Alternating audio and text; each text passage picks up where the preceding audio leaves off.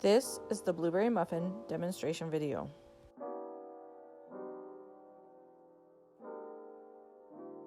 Your cooking principles are as follows. 1. The muffin method of mixing. Muffins are mixed by the muffin method. The muffin method consists of 3 steps. Step 1.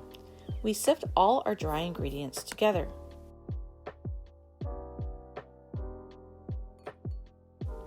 Step 2. We combine all our liquid ingredients together.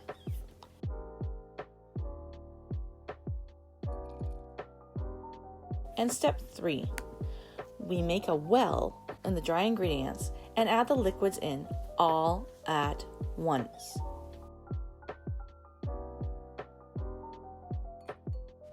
Cooking principle number 2. Type of quick bread, quick and easy to make. Rises quickly because it uses baking powder to rise and not yeast. Leavening agents are ingredients that cause our products to rise.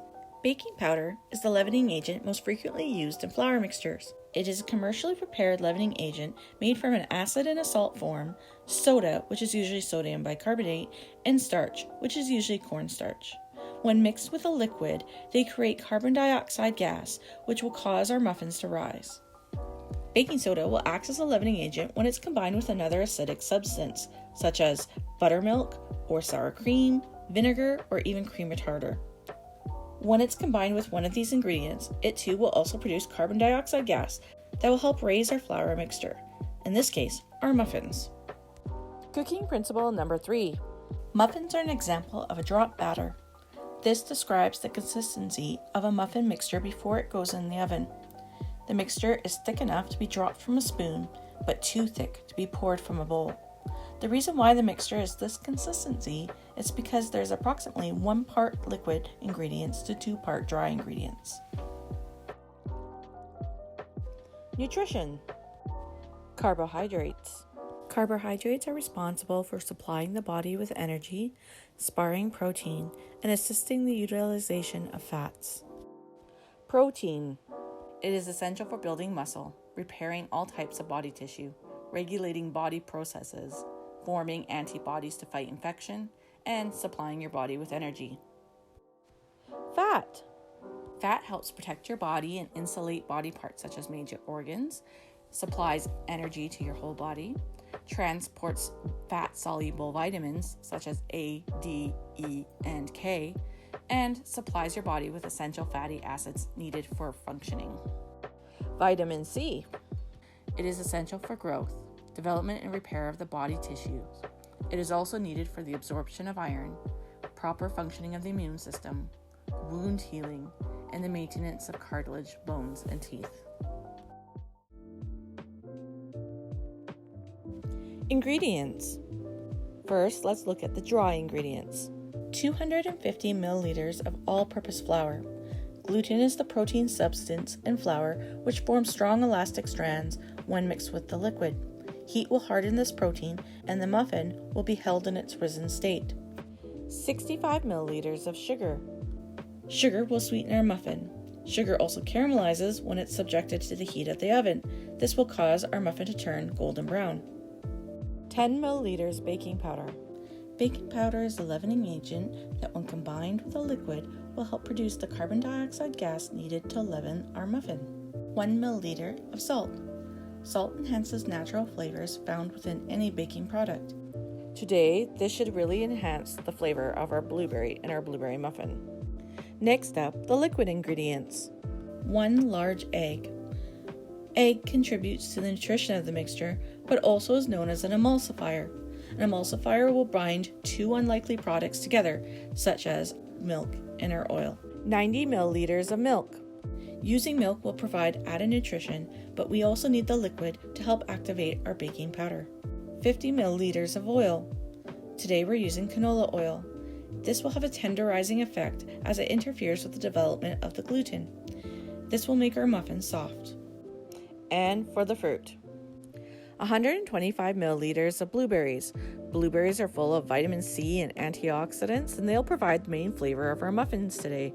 They are also a local plant grown here in British Columbia.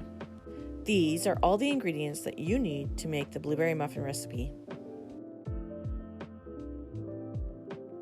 Equipment. For this recipe, you will need a 6 or 12 cup muffin tin, 6 to 9 paper baking liners, small measures,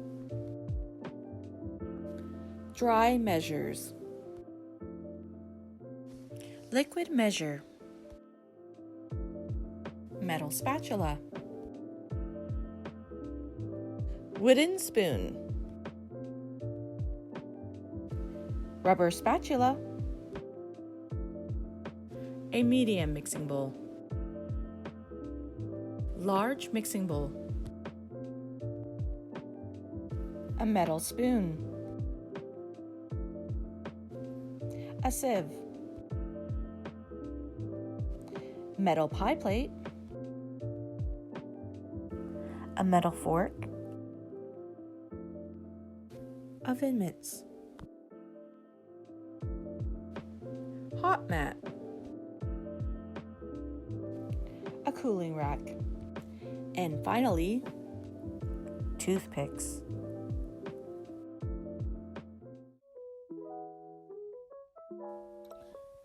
Method. Step 1. Bachette stands for the beginning steps that you need to do at the start of your lab. B stands for books and bags. They should be away either at the back of the classroom or under your table. A stands for apron, which you need to put on to help protect your clothing. S stands for sleeves. You need to roll them up past your elbows. H stands for long hair that touches the shoulders that needs to be tied back, or hats that need to be removed. C stands for chairs that should be tucked under your table and out of your way. H stands for hands that should be washed properly for 30 seconds using hot water and soap. E stands for equipment, which you should be getting out as quickly as possible without wasting time. And T stands for the towels that you need to pick up. You need at least 2 dishcloths and 2 tea towels. Step 2. Use oven racks number 3 and number 4. Preheat oven to 400 degrees Fahrenheit, 200 degrees Celsius. To figure out your oven rack levels, start by counting from the bottom up. To preheat the oven, you need to hit the bake button and then use the arrows to set the temperature. Step 3. Prepare muffin tin with baking liners, or grease the bottoms only of each muffin cup with shortening, or spray them with oil. Choose paper liners for easier cleanup, and if you have empty muffin cups, I will show you what to do with them later. Also, if you are going to grease with shortening and wax paper, make sure you only do the bottoms. The muffin batter needs to help climb along the walls of the muffin cups as it rises, so you should not grease the sides of the tin. Step 4. Sift flour, measure, and sift again into a large bowl. Lightly stir the sugar, baking powder, and salt. This is the first step of the muffin method. Sifting flour has 2 functions for our recipe. First function is to remove any lumps that might be in our flour due to moisture in the air. The second reason that we want to sift flour is to add in extra air, which will help leaven our product in the end, creating a light texture.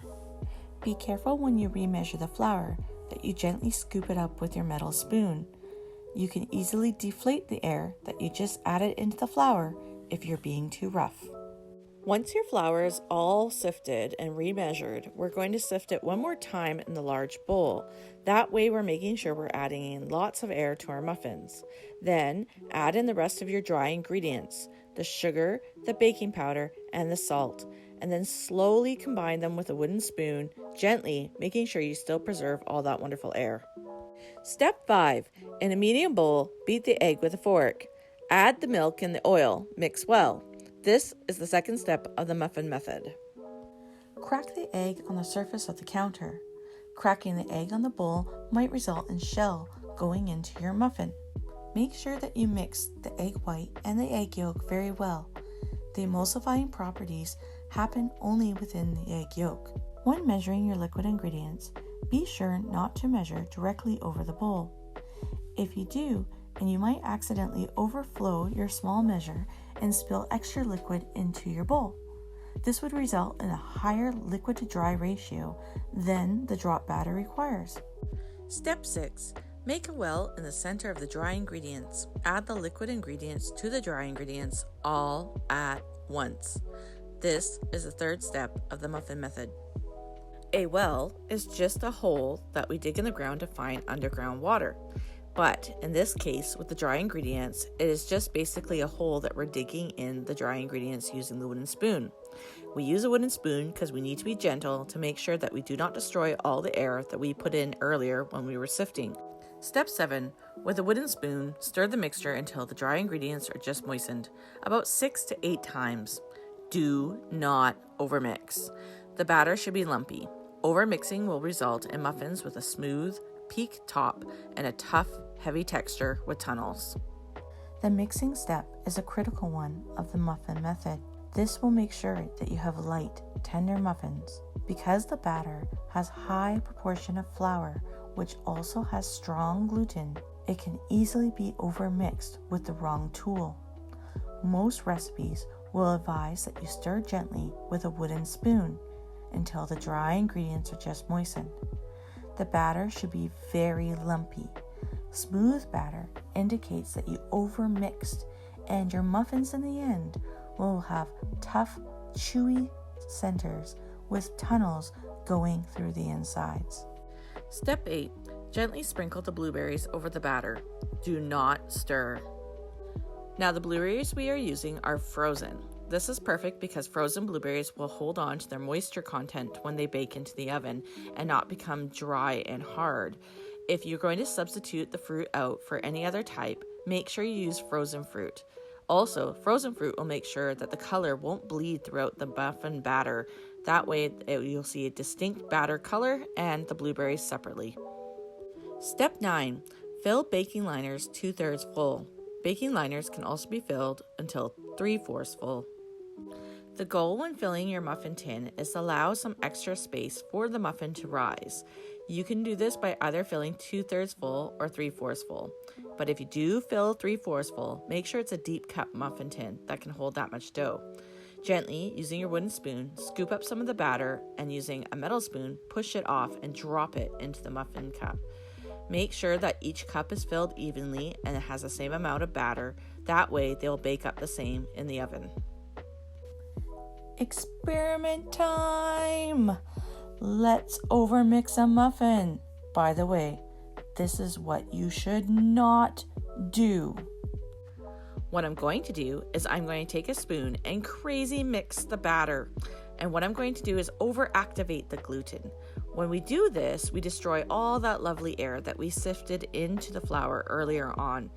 Now, air is important because air pockets allow for the carbon dioxide to help push through the muffin as it rises.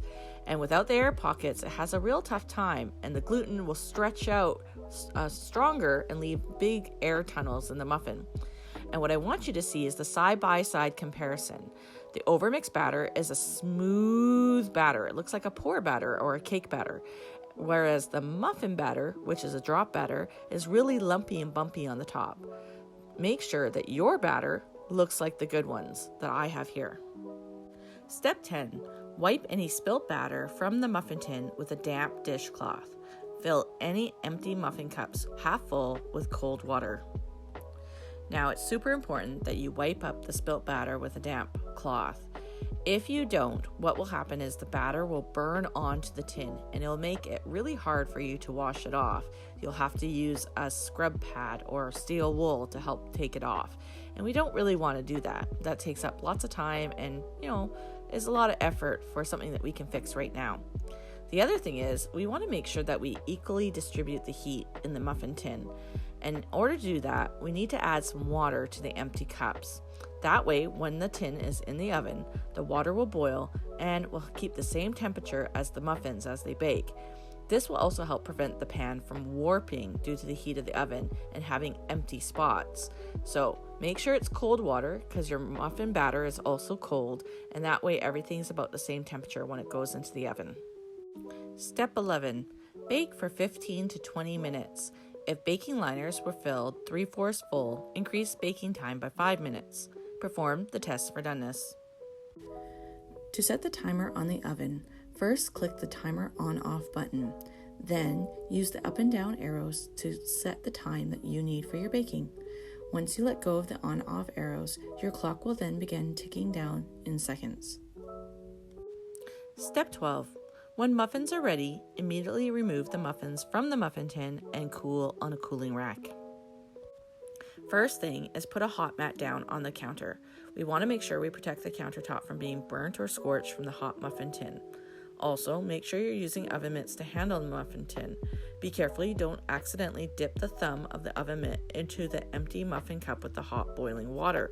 The water will soak up through the oven mitt and burn your hand, so be careful when you're handling the muffin tin. Then perform the test for doneness. The first one I'm going to do is touch the tops of the muffin lightly with my fingertip. If the structure has set and the gluten has hardened enough, it will actually spring or bounce back under the pressure of my touch. Next, I'm going to use a toothpick. I'm going to insert the toothpick into the center of a muffin and pull it out and see if it comes out dry and clean. This also will show me that there's no raw dough underneath. Next, get a cooling rack out and 2 forks. Quickly and gently transfer the muffins to the cooling rack. Make sure you don't leave them in the muffin tin for too long because the muffin tin is still as hot as the oven and it will continue to bake your muffins and burn possibly the bottoms of them. So get them on the cooling rack, get them cooling down as fast as possible. The yield for this recipe is 6 muffins. A group of 3 will yield 9 muffins. Tests for doneness. 1. Insert a toothpick into the center of the muffin. If it's ready, the toothpick will come out dry and clean.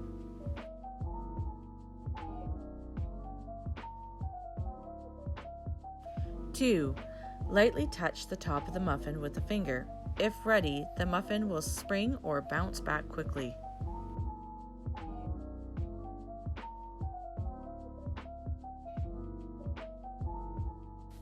Standards. First, slightly rounded top. Muffin should not be peaked. Second, crust is light golden brown with pebbled, slightly bumpy appearance. Muffin should not have a smooth surface. Third, small even grain. Muffin should not have big air tunnels. Fourth, tender in texture. Muffin should not have a tough, heavy texture. These are all the standards for the blueberry muffin recipe. Let's take a look at my demonstration. First, here are 2 muffins. One that was perfectly mixed. It has a lovely bumpy top and it's very small in texture. That means it has a very dense, coarse crumb. The gluten muffin that I overmixed is really tall and super smooth on the top. Let's cut open the good muffin. Inside, you will see that the crumb structure is very dense, it's very even grain, and there's no large tunnels inside indicating gluten overmixing. Let's cut open the gluten muffin, the one that was overmixed earlier. Inside, you're going to see very large tunnels. That is the gluten structure stretching out too much. Has very big holes that you can see quite clearly. Kind of looks like a little worm ate its way through your muffin. This muffin will be more chewier and harder to eat. The gluten makes a very undesirable texture for muffins. Let's put them side by side. You can see very large air tunnels from the gluten structure, and the good muffin has a very nice fine crumb structure. The muffin method is very easy. Putting all your dry ingredients together, your liquid ingredients together, digging a well, and adding them all at once. I hope you had a great time making this recipe. Happy baking, and thanks for watching.